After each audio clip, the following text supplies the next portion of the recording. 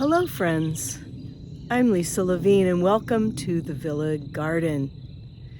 I live in the Mid-Atlantic area, Zone 7, and I became interested in gardening when I was a kid growing up in Bakersfield, California, southern San Joaquin Valley. You're looking at my garden behind me. It's a raised bed garden surrounded by a pretty tall fence that keeps the critters out.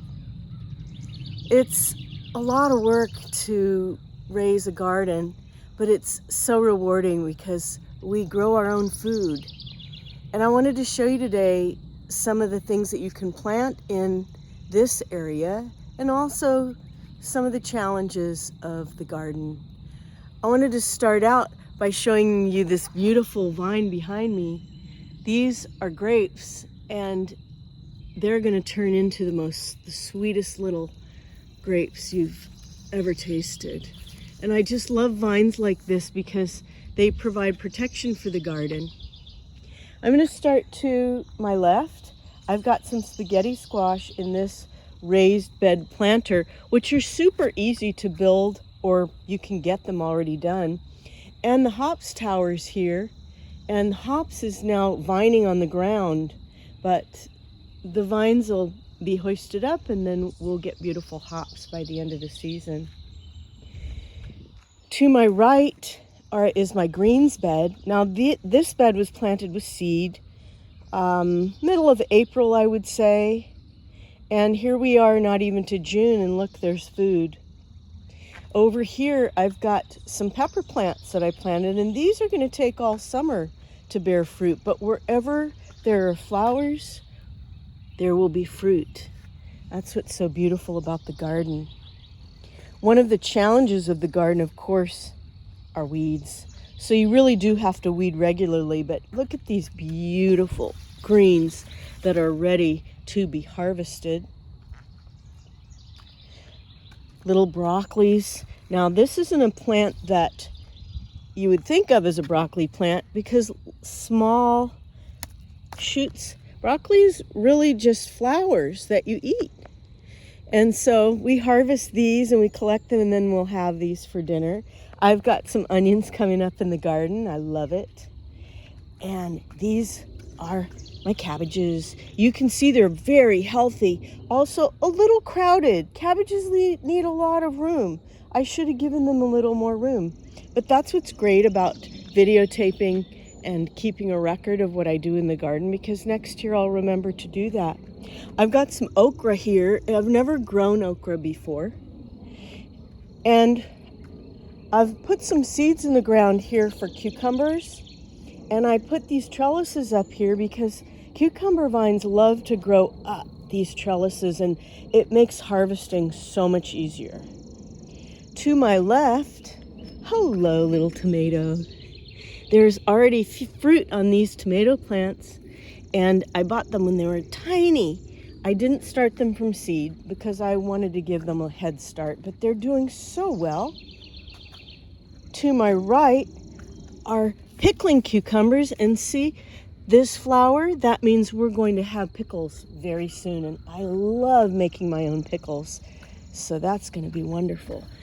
I've caged these so early so that as they grow I can keep the tomatoes inside. It's going to be much easier for them. Here on the right I've already got summer squash on. How exciting!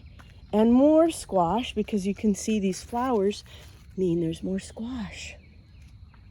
To my left is the green bean bed. There are two different kinds of green beans in this bed. There are small little stringless green beans, and then on the right side I have some yellow green beans, and as you can see the yellows are doing much better. This view of the garden is just beautiful. Over here, potatoes. What can I say about potatoes? You have to grow them in mounds like this, mounded up in the center, and as the plants grow we have to mound more dirt around them. That's going to help the potatoes grow better. In this bed I've got some eggplant, and in between I'm growing some more beets and kale. These, however, our weeds. Now, one thing about gardening that I love is the food. The thing I don't love so much, the weeds. But you know, that kind of comes with the territory. If you're good about weeding, you will get a good yield. This is wonderful spinach. I'm gonna pull this weed because I wanna get it away from my spinach. And this is gonna be ready to harvest soon.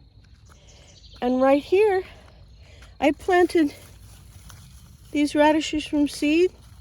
You know, this is a little small, but it's just about ready.